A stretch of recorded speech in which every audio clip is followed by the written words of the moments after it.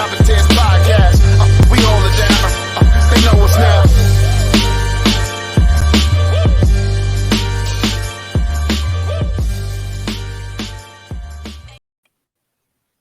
Hello. Hello, good evening. I guess welcome to another edition of the JTP Lounge. As always, I'm Janelle from HR here with Sir Wilkins and Mrblacc, and we have a special guest with us on this evening. He's the only guest we've had on the lounge during Black History Month. How did that work? So he's like exclusive.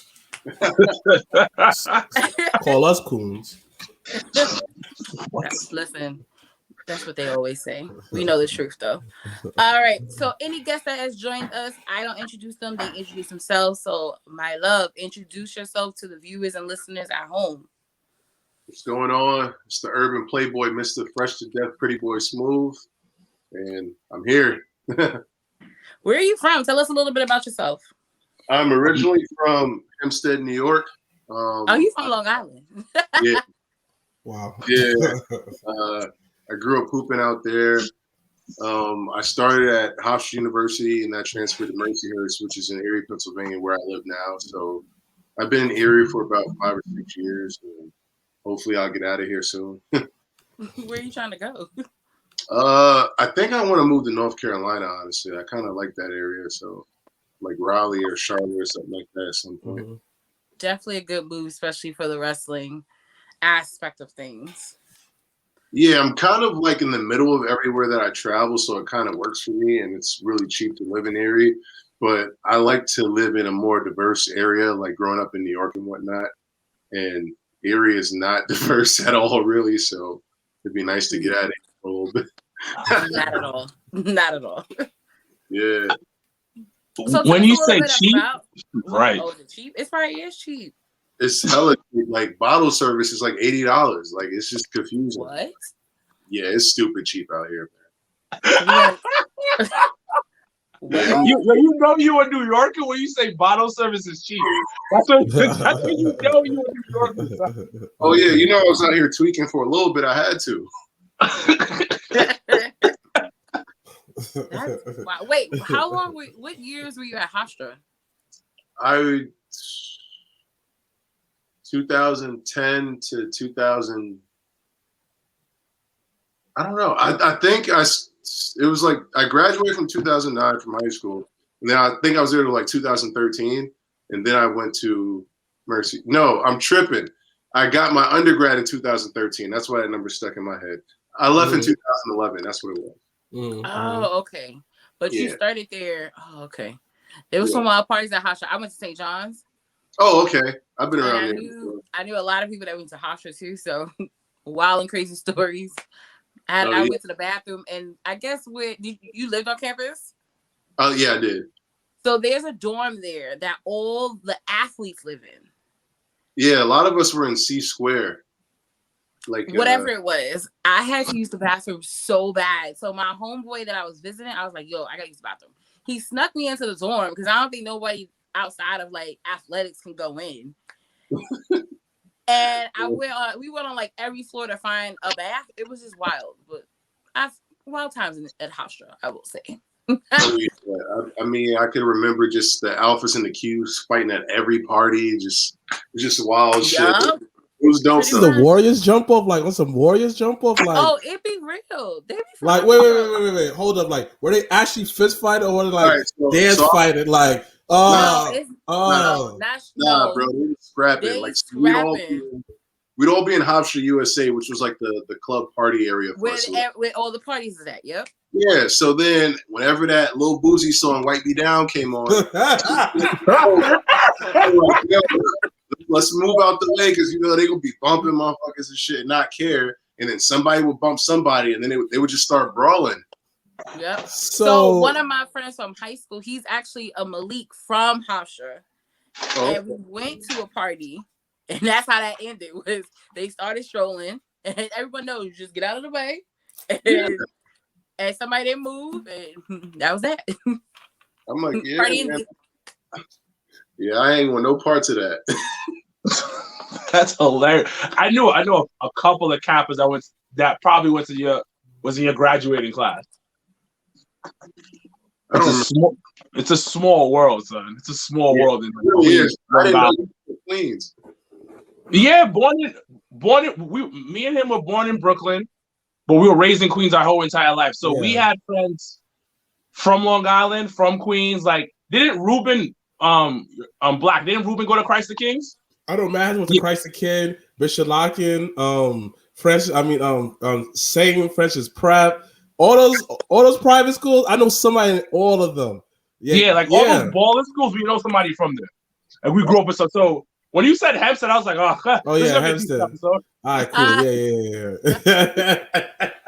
Yeah, people don't realize, like, they think like Long Island is this super like nice ritzy area, but they ain't really been to Hempstead or Uniondale or Roosevelt or none of that. Not at all. It's the hood with high property tax. Yeah, pretty much.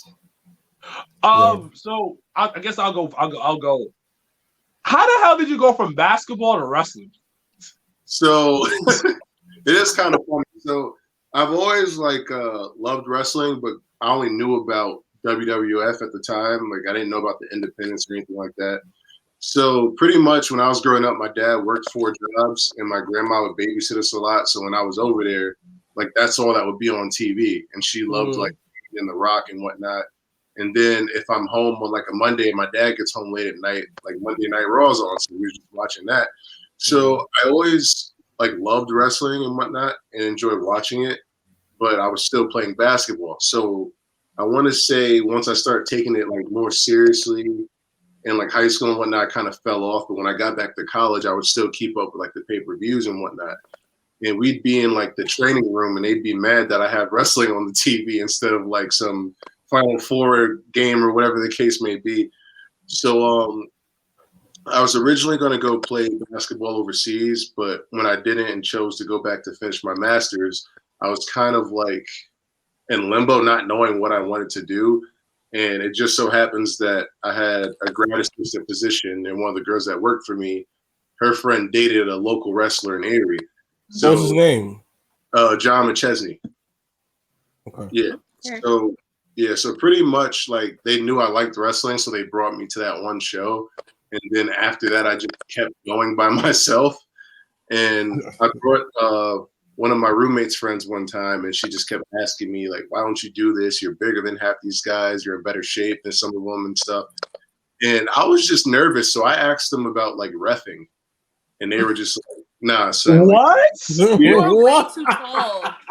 He said, yeah, man. What? To be a ref. That's why. Yeah, like I literally got drunk one night and was like, listen, like I don't mean no disrespect or whatever, but I really would like to get into business. Would there be opportunity for me to learn how to ref? You know what I'm saying? That's literally what I said. Like I was just very, humble. Nah, because he's a distraction in the ring, son, as a ref. Yeah, like you are tall as fuck. So like, it's like Undertaker as a referee in the ring. Right. Like that doesn't work. or the Big Show. Like you ever seen like the Big Show special guest referee? It was like, why? Have you ever? I think he had one time. Question, but for people who are watching and listening, how tall are you? I'm 6'9". That nigga is tall. Yeah, I used to get billed at 7 foot, but when I had my WWE job, they kind of blew the whistle on that one. And I never liked doing that because, like, I've played basketball with 7-footers and shit. So to me, it's like, why do I need to pretend I'm 7 foot when I'm, still a tall dude? It's kind of weird. Like, it's not a gimmick. So it's like, you just do a lot real quickly, and then just a bunch of stuff. Yeah, he just said, "Ooh, WWE Tryout," and he bombed it on us, and we were just like, "Wait, what?" You got me on the line with people from New York, so I'm just gonna kick it and chill now. Like, oh no, listen, this is the lounge. That's what we about. But I'm not used to that. You know what I mean? Like, dang, you know what? Let me get comfortable. Yeah, you never know nowadays when somebody gonna bomb on you.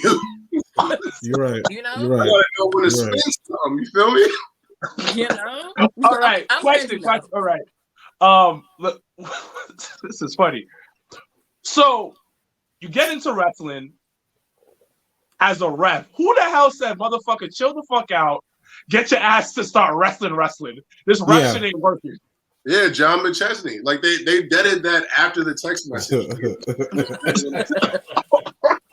like it wasn't even an option at that point. Wait, so what school did you train at? I started with Pro Wrestling Rampage in Erie, Pennsylvania, and I was there for about like a year. But the problem was there was no real consistent training. So what we would do is they run a show once a month on a Saturday. We'd get there at 8 a.m., set the ring up, train for a few hours, and then pretty much get ready for the show. And that would be the extent of my training. Wow. And, you know, coming from a background where we were hooping like 6 days a week and whatnot, like that was weird to me. But I also I wasn't familiar enough with the independence to know that there were other places I can go per se and whatnot. So once that school closed down, I still wanted to train. There was no other school in my vicinity, so I was lucky enough to be friends with Britt Baker, and she introduced me to some people that got me hooked up with AIW. So wow, yeah. So Tuesdays and Thursdays, I would drive out to Cleveland and train there, and I did that like for the longest time until Jerry eventually got signed, and then I trained in Buffalo with the Blade, Pepper Parks. I did that for a while, and then I went back to AIW. So I just kind of like AIW is like my home school at this point. But I do different seminars and train different places just to learn from different people, you know. Wow. So let me ask you a question. What's your background? In terms of what's your nationality? Sorry. Oh, African American. Okay. Yeah. He just straight Simple. black. The hell? Straight black.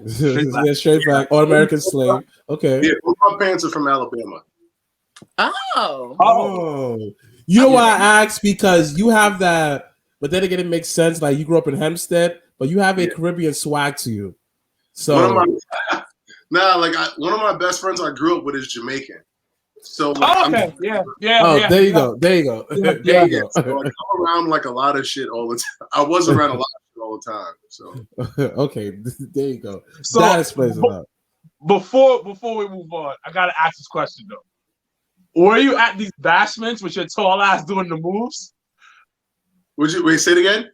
Were you at bashments doing moves at bashments with your tall ass? Like, huh? Like, were you at the basement parties? Yeah, jumping off and stuff. Oh, like dancing? Yeah. Hell yeah! Remind me later. I'll find some videos of some shit. I used to turn up, bro. Like I would be throwing money, like all that. I was acting up. Throwing money. Yo, I have a question. Have you ever powerbombed somebody on a dance floor? No, I'm not. I mean, some things that went down at them Caribbean parties, but it wasn't no power bomb. When the Dutchy wines and all that come on.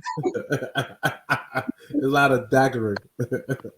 So you're training, and then you're doing what you're doing. How did you come up with the whole gimmick, Pbsmooth, Pretty Boy Smooth? How did you get there? So pretty much, Pbsmooth was a nickname I had in college that I got after my teammates kind of made me like turn my swag around. So I'll put it this way: my parents were very like big on like their morals and stuff, so they didn't want me to value clothes that much per se. So I would be at like I would go on like a college visit, right? And they would take me to a party, and I'd be wearing like shit like this and like windbreakers because I just didn't have like all clothes. Like every now and then I'd have like one of those Ed Hardy shirts or whatever the case may be. But pretty much the only thing for me was my dad would take me to get a haircut every week. Sometimes I would get my nails done, shit like that. But then when I went to house show, we would get like extra Pell grants, like the athletes when we have to be there like over the breaks and whatnot. And my actual house was 10 minutes away, so I just had money to save that I was just using on like tattoos and shit. But like my teammates forced me to like get into fashion and shit. Like they took me to Nordstrom. I bought some Pradas, like a Burberry polo and shit like that. So then, because I never really valued clothes like that. I thought I would just outgrow it. But like pretty much that was like the beginning of what Pretty Boy Smooth came from, because like girls would start calling me a pretty boy, and like I knew how to like talk to people and they enjoyed talking to me. And then I just got really into like the whole metrosexual vibe of having like nice clothes all the time and making sure my hair is cut right and all that kind of shit. So it was a name that was already there that I kind of just threw in with wrestling because I didn't really know what I wanted to do at that point. But I'd say like right now is when it's finally become that extension of who I am and who I was in college, like when that whole thing like festered. And he got chapstick too. Oh yeah, that's it. Oh, Wait, chapstick. Like, oh yeah, I got my name on it. you have your name on chapstick? What? I was selling these shits. Like I made like a legit commercial for them and everything.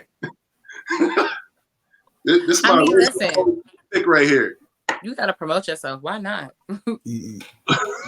Where did the chapstick come from, though? Yes.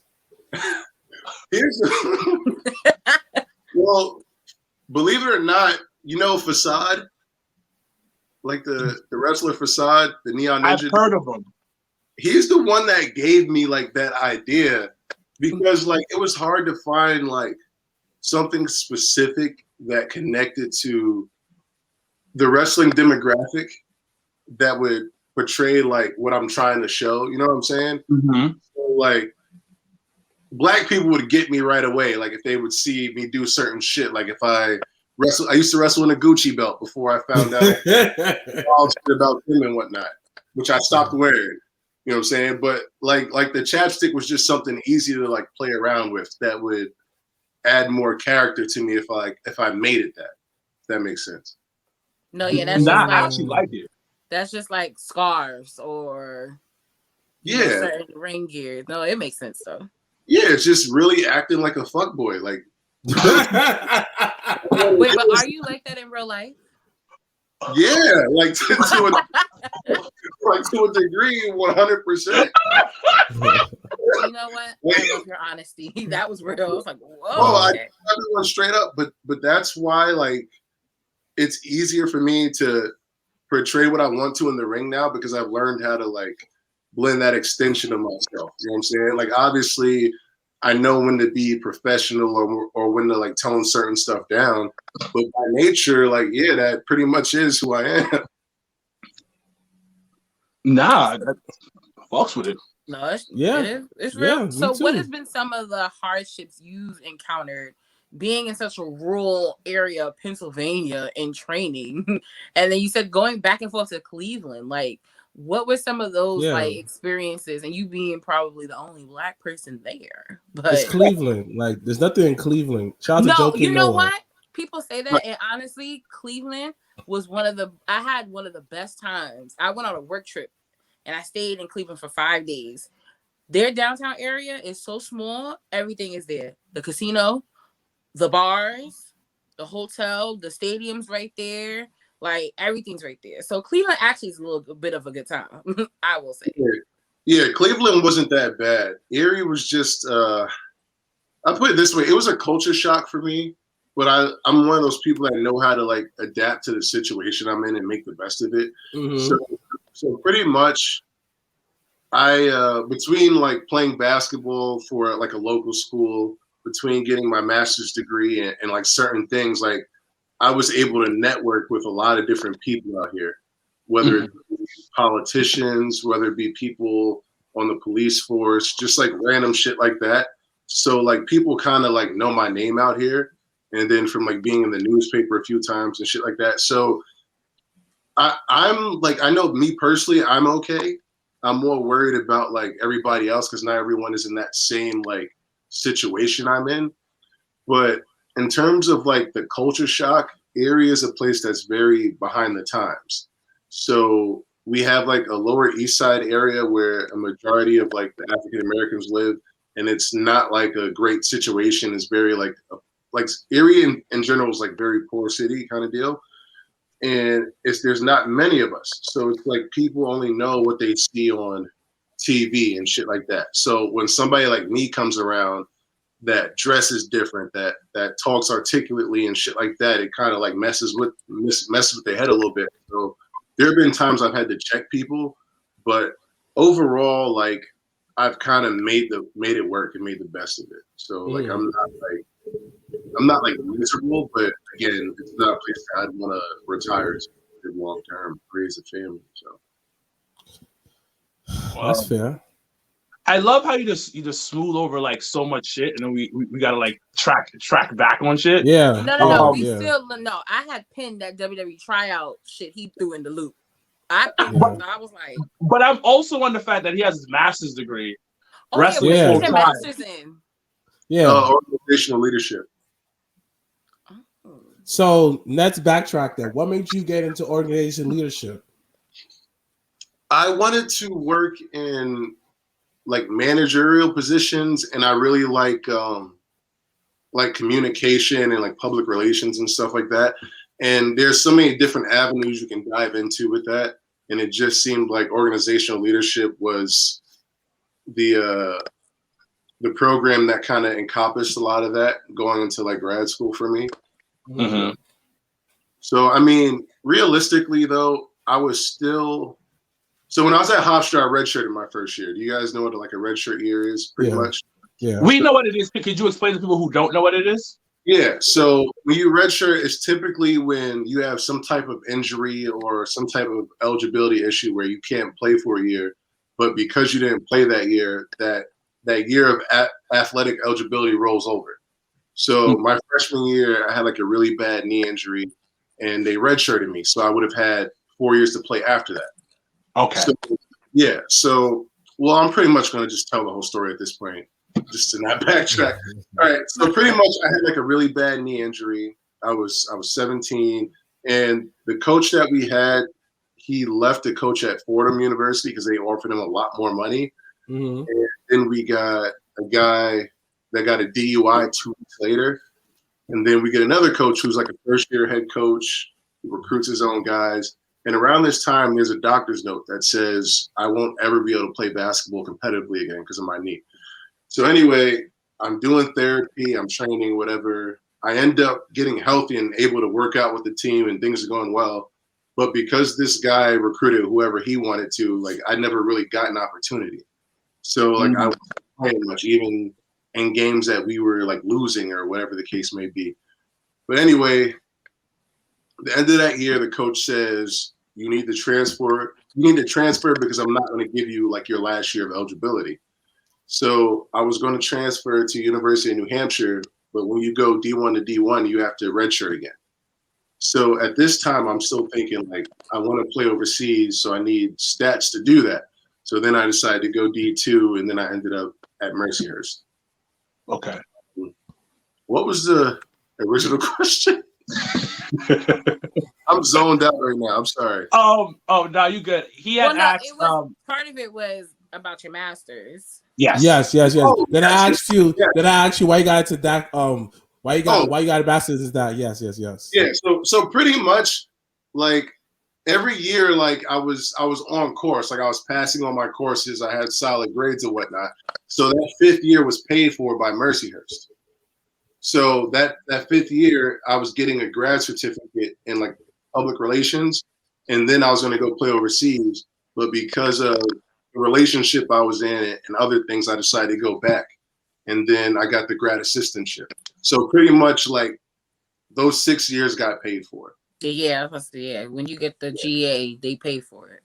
Yeah, because people will redshirt and they'll take less classes so that they still graduate with a 4-year degree in 5 years, but my mom wasn't having that. Oh, nice. But I did the research, and I know Kanisha and everything, and also Joakim talks greatly about you as well, where you've done a lot for the community. Can you talk a little bit about the stuff that you've done for the community, like all your philanthropy type of stuff? If I'm pronouncing the word right, I'm a little dumb. Yeah. So the main thing that people know about is the scholarship fund I made for Mercyhurst that we call the PB Provide Scholarship. So pretty much my undergrad degree was in communication, and it's something that I feel we lack a lot in today's world, whether it be interviewing, reporting, just knowing how to communicate with people in general. Like I feel like it's something that gets lost in translation with the way social media is and all this other kind of nonsense. So it was something that I always felt very passionate about. And I always had in my mind, like, if I get rich and famous, I want to be able to do this or do that. But I just have the right friends around me that are like, why don't you just figure this shit out now? Because you hear about so many people that start businesses and do different things when they have nothing. So for me, it was just like, let me find a way to start the scholarship. And initially, I was just using my tax refund. So that would have helped pay for like books or like help pay for like a course for a semester, like some random shit like that. But the crazy thing with it was once I got it off the ground, unfortunately, like the whole George Floyd thing happened and whatnot. And I think because of that, more people like donated to it because they were just looking for different things to like, you know, help out with, which I'm happy people donated, but at the same time, it sucked because like they knew I was doing this before any of that happened and nobody really gave a shit. So I was kind of like pissed about that. But at the end of the day, we did find a student and it was enough to help her for the next 3 years. Wow. Oh, wow. Yeah. So now I'm still coming up with more money to keep doing this because my goal is to get like 6 or 7 kids and help them that are African-American students that want that degree in communication. So like, round of applause. Round of applause. Awesome. So, dang. So, I don't know where I'm going to start, so I'm just going to start. So, what is the one thing that us as Black people have to do that we are lacking? That if we do this, I know there's many things, but right now, if someone asks you, gun to your head, what's the one thing that we'll say that us as community need to focus on? like just the Black community or like in general? Well, let's start with our own people, yeah. Yeah, no, I feel you. I feel like the biggest thing for me is there's a lot of sense of entitlement. And when I say by that is like we're already in fucked up situations, like out the gate. Like my dad would tell me, like, you need to stay away from certain spots because if the police come, you're the tallest dude there, and the Black dude are gonna go grab you first, right? So instead of like being just pissed about that all the time, I feel like there's more glory in finding a way through all that and like still learning how to be resilient.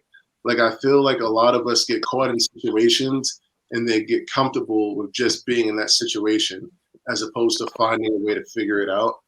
And that's not like an easy conversation to have because there is a lot of stuff that goes on that is well, like out of our control and whatnot. But I'm also one of those people that like, I read like a lot of books all the time. Like right now I'm reading this shit on like self-discipline. And like, I try to do things to set myself up for success despite what like hurdles are thrown at me. So like, I don't like blaming other shit that goes on for what happens with me, if that makes sense. You know what I mean? Like I even feel like a guy like 50 Cent is the exact same way. He takes like the worst shit that happens in his life and turns it into something that will propel him to where he wants to go. And I feel like a lot of us need to have that kind of mindset when it comes to shit like this. Shout outs to Queens. Wow. Yep. You know, just saying. Please But get the money. dollar bill, y'all. But anyways, because you talked about a lot of discipline, mentality. How does that help with your wrestling? Getting through the sharks, the lions, bears, oh my, within that industry. The politics. I couldn't really look at that, to be honest with you. Say that again? I suck at racism. I struggled with a lot of that shit. And, Really? well, yeah, because I think the biggest I just don't show it because I'm not like the way I was raised is I don't talk about stuff online that's really like bothering me like that. Like I'm not like I used to keep like an actual journal. Like I don't like use Twitter as like my diary and shit. But pretty much my thing was I had too many tabs open in my head of asking different people for advice. So I guess the best way to explain it is one time Eddie Kingston said, pick like 2 or 3 veterans that you trust and go to them for match feedback and stuff like that. Now, I didn't know how to network with people in the wrestling world because you're dealing with a completely different demographic as to like regular people on the street or basketball and whatnot. So my way of talking to certain guys would be like, hey, like, do you have anything for me? Like, did you watch this match or whatever? But the problem was I was getting so much feedback from everybody that I lost track of who Pbsmooth was, what I wanted to do, what I believed in, what would work. And for like the longest, I was just in this weird like state of confusion, like being afraid to stick up for myself because I didn't want to get heat from somebody. Like, and it's tough. And I mean, because I've been wrestling for close to 5 years now, I'm more comfortable with standing on my own too about it. But it's also really hard to break into a business and do that out the gate when you don't have a following, you don't have consistent bookings. It's not like you're making like a lot of money out the gate. You know what I mean? Mm-hmm. So just like the hardest part for me was just learning how to be who I wanted to be and accepting that and just letting the chips fall with where they may with it. Wow. So outside of Eddie Kingston's advice, what's some of the other best advice you've gotten from other wrestlers that you've talked to or been in interaction with?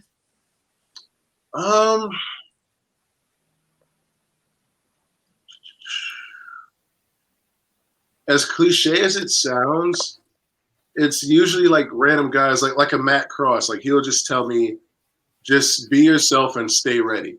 And it sounds like such like a simple concept, but it's so true because there's so much like opportunity out there with like WWE, AEW, Ring of Honor, Impact. Like there's so many different places that you can work, and that if you're ready to go when your number's called, like you'll go.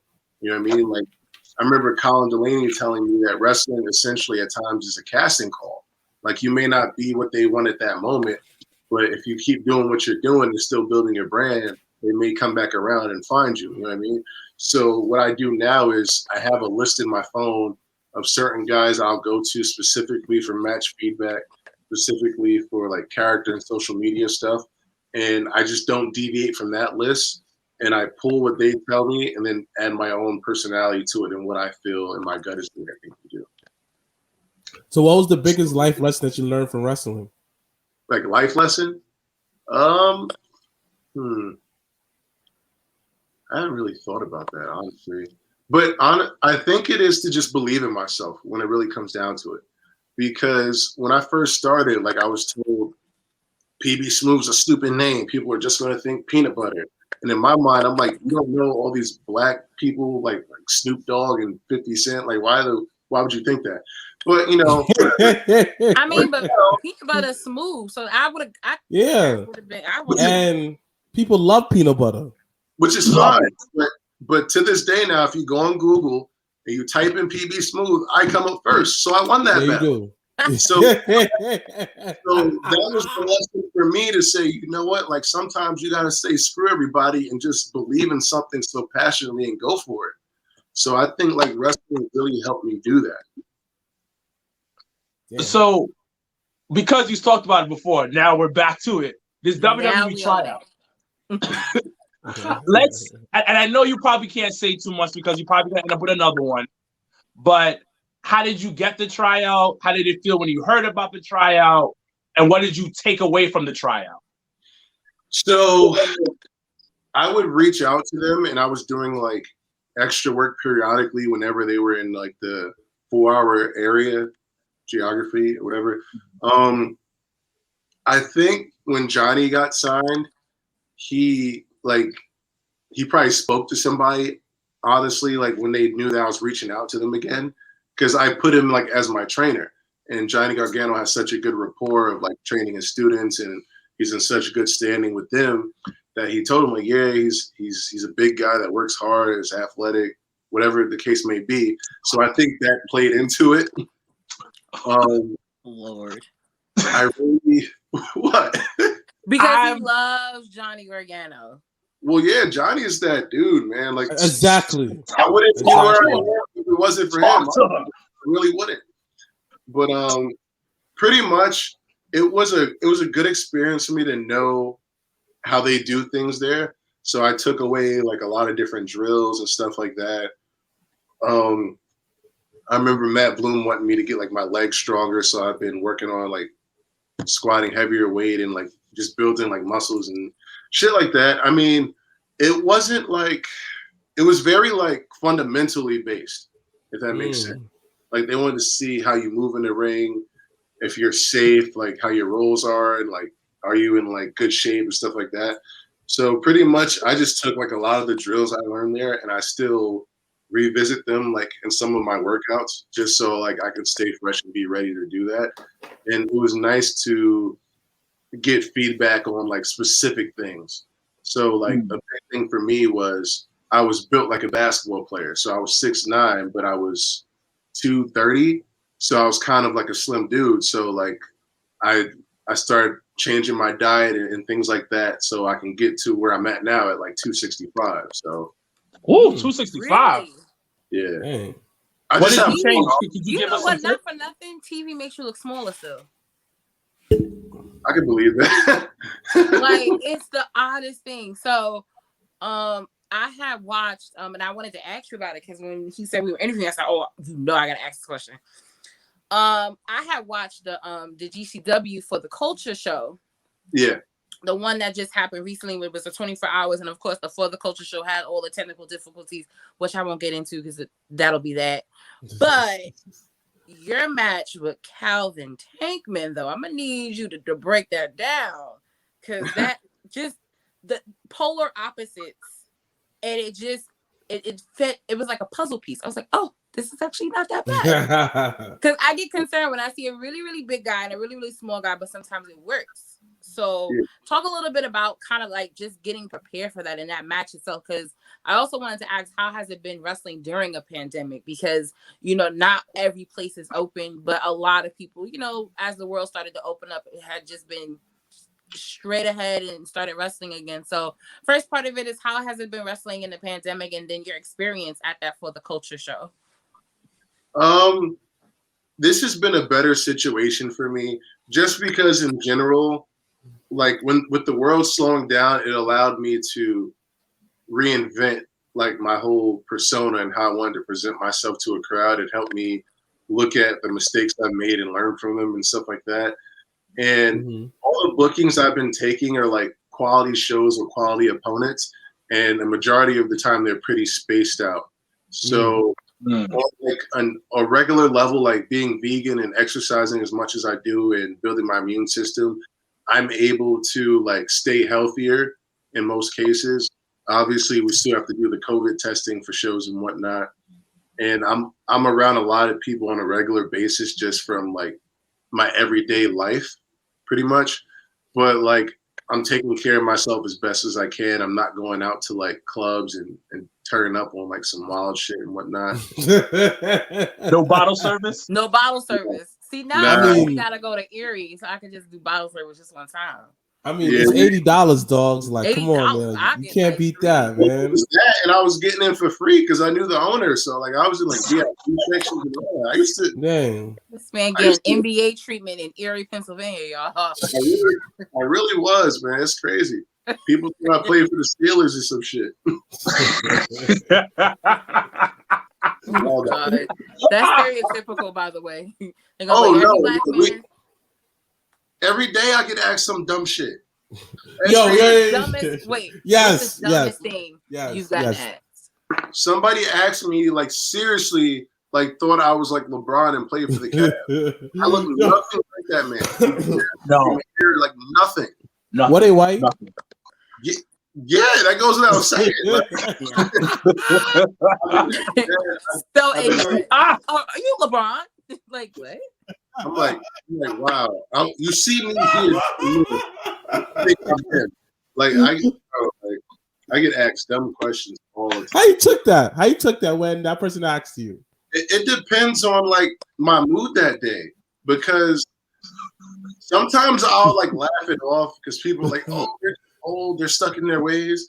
Nah, fuck that. Like other days I'll just be like, that was very like racial stereotypical, and I'll just walk away so they can just sit there and say dumb. Like, they can sit in it?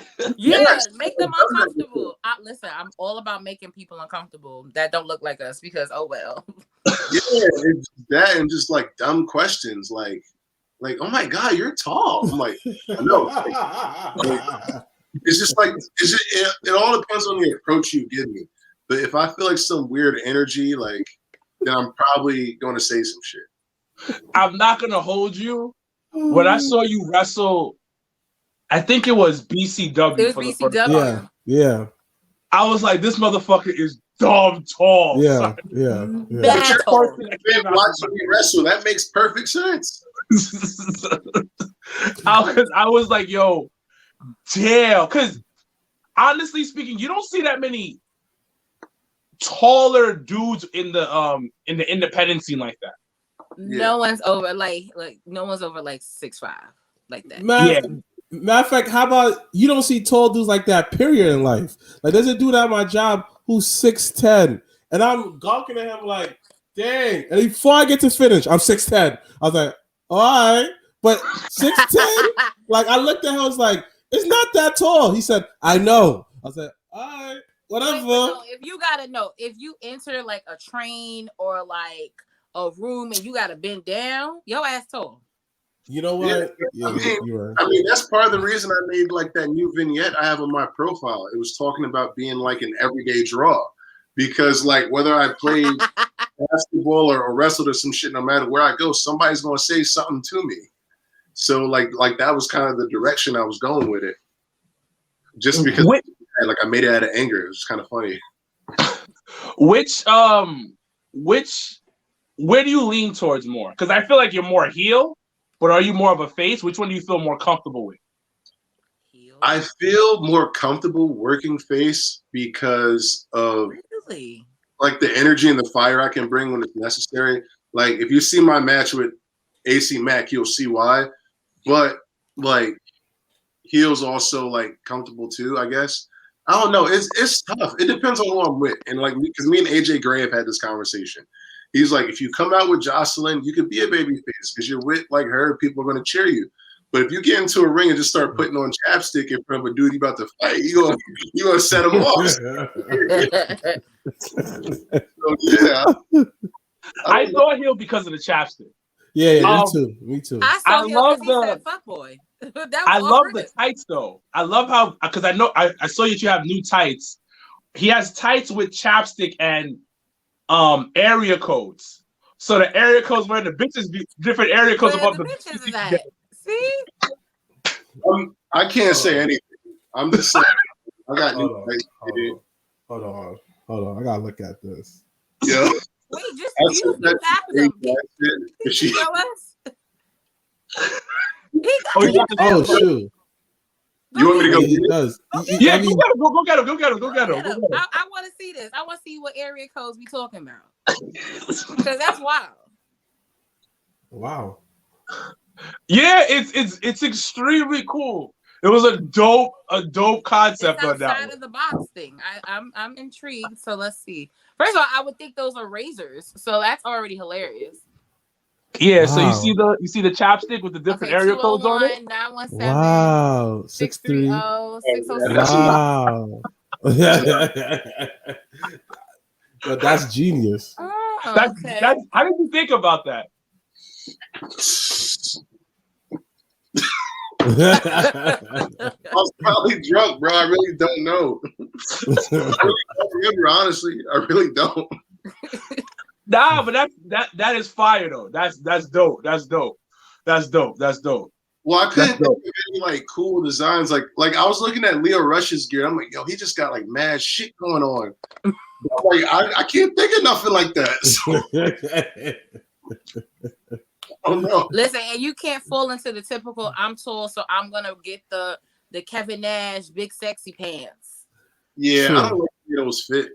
So you can't get into that. You can't fall into that dark hole. So you gotta be different. Yeah. Is there any particular wrestlers that you know what? We didn't even ask him this. Favorite wrestlers of all time. Oh yeah, shoot, they. All right, they.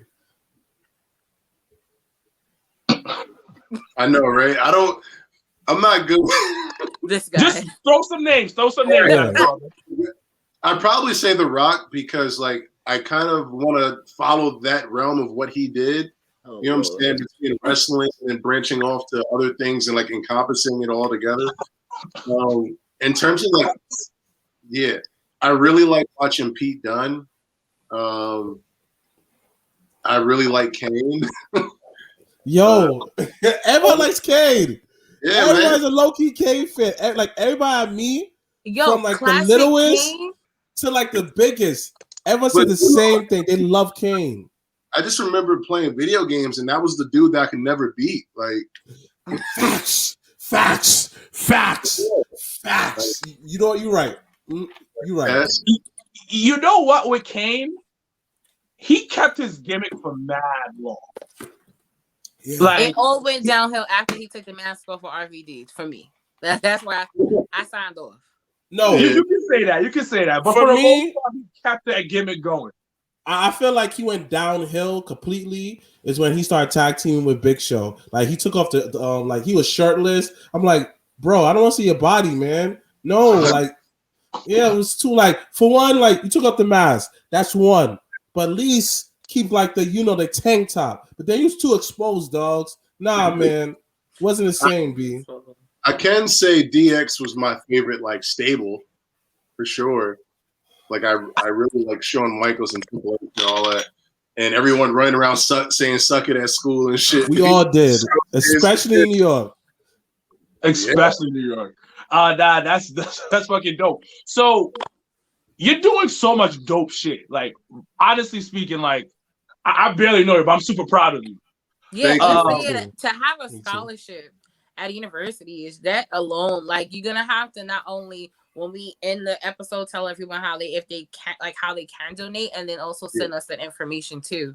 Yeah. What are some goals next 5 years, next 10 years right now? Because you're still young. Yeah. So what do you like are planning to do? Matter of fact, you are going to do. Let's put it like that. Well, I used to be hell bent on like working for like one promotion, but I'm at a point now where I want the option of being able to get like a full-time contract somewhere and seeing what would work best for me. But I also want to build my brand up. Like I put like a lot of time and effort into creating Pbsmooth and making it how I want it to be. So like that's something I'd still want to hold into. Mm-hmm. I'm working on a science fiction book from when I was a kid that I started writing. Teaching myself how to play the saxophone. I do want to move to North Carolina at some point, like I was saying before. I don't know. I even want to be in like one of those like weird like Amazon Prime movies where I'm just like a killer. It's like some weird shit. But you can't listen. Whatever happens, you can't go first. Like that. Yeah, you too damn tall. Yeah. You go first. We will roast you forever. Yeah, You better not die first. And I want to turn PB Provides into like a nonprofit at some point. I don't know how to work that. It'll take some time, but like that's like a bigger goal I have too. I would suggest sometime in the future, please get your own peanut butter. Seriously. Please, like peanut butter. There may be a mismark there, so please, yeah, like, please. I almost got my own CBD oil. I was looking into that for a little bit, but I don't feel like I have. I need to build like my brand more and like have more like of a following before I want to invest all that in that because that's expensive. Well, you will. You have the tools, and you're already working towards a lot of things. And you're growing right now. Like, how many people can say they trained with Johnny Gargano, had a WWE tryout, have their own foundation, writing a science fiction book, like got your own chapstick, like, bro, you're killing it. You're killing it. And let's not forget he's 6'9". Like he played college basketball, high school basketball. Yes. You probably you a cheat code. Like you're dead a cheat code. Like, bro, you probably have not made the big shot in the NBA, but bro, you made big shots on two of the biggest level, high school and college. You did it, bro. Like, yes. Listen, I'll be the first one to say this. You killing out here, King. Yo, stay hungry, stay strong out here. We're proud of you. You're doing this. And I know it's hard out here for all of us, but I could tell that you master self, you master emotion, you master who you are. And the fact that you're able to master self, This is why you so selfish with your time, because you want everybody around you to do good. And King, keep that up. We need more people with your type of attitude in the wrestling business. Thank you. Damn, I appreciate that, man. It sounds like I did a lot. If you say all that, I never look at it that way. Bro, you did a lot. This will be the absolute place to get put over. So don't don't even look further. Nah, you did a lot from what you told us so far. And like, how old are you? No disrespect. 29. Bro, 29. You ready to get Wait, are you turning 30 this year? Yeah, in October. Oh, what do you got planned? October what? October 15th. Not you a Libra, so okay. All right. Yeah, chill. We love Libras out here. If haunted houses are open, I'm making moves because that's like my favorite thing to do outside of everything else. Like Halloween? Like I celebrate. You could play a great Jason. So if the world opens up, the two places I've heard that does the best Halloween outside of like Orlando, because they do the whole like horror thing there at Universal, is Vegas and New Orleans. Those are two places I've heard that if you really want to go all out for Halloween, those are the places to be. Yeah, but here's the thing though. Like I go to those haunted houses where you got to sign waivers because like they grab you and shit. No, like, I'm punching the fuck out of somebody.